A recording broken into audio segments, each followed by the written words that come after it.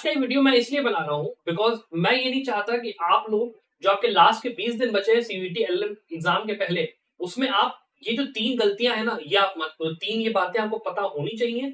और उसमें सबसे पहली सबसे इंपॉर्टेंट बात जो आपको जाननी है वो ये है कि किसी भी तरीके से आप लोग प्लीज किसी ऐसी बात में मत आइए कि एग्जाम पोस्टपोन हो गया या एग्जाम का पैटर्न चेंज हो गया या एग्जाम के अंदर सेंटर्स का कुछ चेंज हो गया। ऐसी कोई भी बात अगर आपके सामने आती है तो सीधे आपको सीयूईटी nta.nic.in पे जाना है।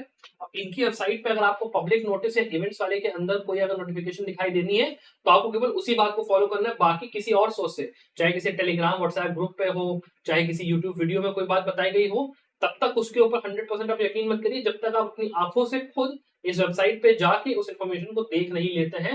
Do not believe in false rumours because यहाँ पे रूमर्स के लिए बहुत यहाँ पे दिक्कत है। लोग बहुत फैलाने की कोशिश करते हैं, भटकाने की कोशिश करते हैं स्टूडेंट्स को। तो प्लीज इस चीज का ध्यान रखिए कि कोई भी इंफॉर्मेशन जब तक एनटी की वेबसाइट पे ना हो तब तक उस पर यकीन आपको नहीं करना है। Number 1 is that. इसके बाद एक जो अगली चीज जो कि आप गलती नहीं कर सकते हो, इंपॉर्टेंट आपको बात पता होनी चाहिए, वो ये है कि आपको गलत चीज के ऊपर अपना टाइम अब नहीं लगाना चाहिए। आप बेसिकली ये समझो कि आपका जो सिलेबस है वो पूरा पूरा लॉ का सिलेबस कंसिस्ट करता है। फिर आपको पार्ट ए के अंदर इंग्लिश, मैथ्स, लॉजिकल, जीके इन सबको भी करना है।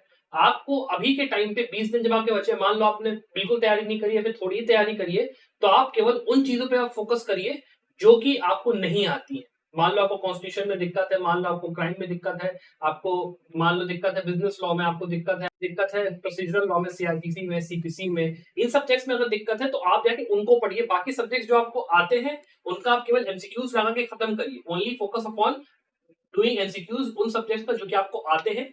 वो सब्जेक्ट्स जो कि आपके नहीं आते हैं उनके आप जाके थ्योरी पे ध्यान दीजिए और फिर अगर टाइम मिले तो फिर एमसीक्यूज वहां पे लगाइए। और उसके बाद अगर आप पार्ट ए की बात करते हो तो जो अगला पार्ट मैं आपसे बेसिकली बात करना चाहूंगा वो ये है कि आप लोग ये गलती मत करिए कि आप लोग पार्ट ए पे फोकस ना करें। बिकॉज मैं बार बार इस चीज को अपनी वीडियो में बोलता आया हूं कि आप जो पेपर ये दे रहे हो उसके अंदर रैंक डिसाइडर आपका पार्ट ए होने वाला है।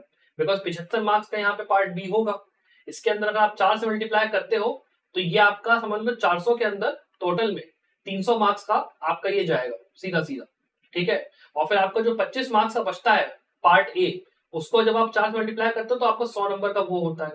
तो ये जो 300 नंबर होता है ना, इसमें काफी स्टूडेंट बढ़िया स्कोर करते हैं लेकिन इस पार्ट को काफी लोग निग्लेक्ट कर देते हैं, उस पर ध्यान नहीं देते हैं। ये आपको गलती नहीं करनी है, आपको दोनों पार्ट से बराबर ध्यान देना है। बिकॉज यहाँ पे जो स्कोर होगा ना वो आपका 300, 320, 325 ऐसा जाएगा दिल्ली यूनिवर्सिटी के लिए, मान के चलिए। तो अगर आपको वो गलती नहीं करनी है so please just make sure कि आप लोग बराबर से अपने टाइम को अलॉट कर रहे हैं for part A and for part B.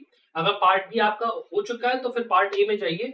रोजाना कोशिश करिए कि आपको हर दिन 1-1 घंटा हर सब्जेक्ट को देना है। खास करके अगर मैं बात करूं तो आप मैथ्स की बात करते हो तो मैथ्स को आप चाहो तो उतना ध्यान आप मत दो बिकॉज उसके अंदर 4-5 मार्क्स का क्वेश्चन आता है। मान लो हुआ, मान लो नहीं हुआ, that is up for debate. But बाकी जो आपके सब्जेक्ट्स है इंग्लिश, लॉजिकल और आपका जीके, इनके ऊपर आप ध्यान दे सकते हो, पढ़ाई इनकी कर सकते हो। एमसीक्यूज प्रैक्टिस करो, जाओ रोजाना बुक्स जो मैंने रिकमेंड करी है अपने चैनल पे ज्वाइन कर सकते हैं, वहां पे आपको बुक्स वगैरह मिल जाएंगी। उनको जाके पढ़िए, लगाइए, जो टॉपिक्स मैंने बताए वीडियोस में उनको देखिए और आराम से कोशिश ये करिए कि पार्ट ए के ऊपर से फोकस आप अपना ना हटाओ, केवल लॉ ही मत पढ़ते रहो वरना यहाँ पे दिक्कत होगा सेक्शन करने में। उसके अलावा एक जो चीज होती है वो होती है प्रैक्टिस ना करना। तो अगर आपने सीयूईटी एलएलएम पीजी के लिए हमारी मॉक टेस्ट सीरीज में अभी तक एनरोल नहीं करा तो आप एनरोल कर सकते हो। इसका कॉस्ट हम लोग ने वैसे भी यहाँ पे कम कर दिया कि आपका केवल 699 में अवेलेबल है। 20 मॉक पेपर्स बढ़िया वाले, और हम लोग साथ में ध्यान रखिएगा एक मॉक पेपर टेस्ट फ्री वाला कंडक्ट कर रहे हैं जो कि आपका हम लोग अभी 21 तारीख को मतलब परसों ही ये पेपर होने वाला है। जरूर से उस पेपर के लिए रजिस्ट्रेशन का जो लिंक नीचे मैं दे रहा हूँ उस पर जरूर से आप एनरोल करिए और आप मेक श्योर करिए कि वो फ्री पेपर है। स्कॉलरशिप टेस्ट आप दो, देखो कि आप कहाँ पे स्टैंड कर रहे हो। इसके बाद जो एक फाइनल गलती जो कि मैं आप कहता हूँ कि अपना टाइम आप प्रॉपर्ली मैनेज करना नहीं सीख पा रहे हो। अब होता क्या है, पार्ट ए है, पार्ट बी है, पेपर थोड़ा सा लेंथी हो गया, आपको मॉक पेपर लगाने की जरूरत है ताकि आपको ये पता रहे कि भाई किस पार्ट ऑफ द पेपर में कितना टाइम मुझे लग रहा है। इंग्लिश में तुम्हें कमजोर या मैथ्स में कमजोर है, मैं किसको कमजोर हूँ, तभी पता कर पाओगे जब प्रैक्टिस करोगे। भले मॉक पेपर मत लो लेकिन एमसीक्यू जरूर से लगाना। ये देखना कि जो रियल सिमुलेटेड एनवायरनमेंट होता है ना उसमें आप 1 घंटे में कितने क्वेश्चन लगा पा रहे हो, दैट इज वेरी इंपॉर्टेंट।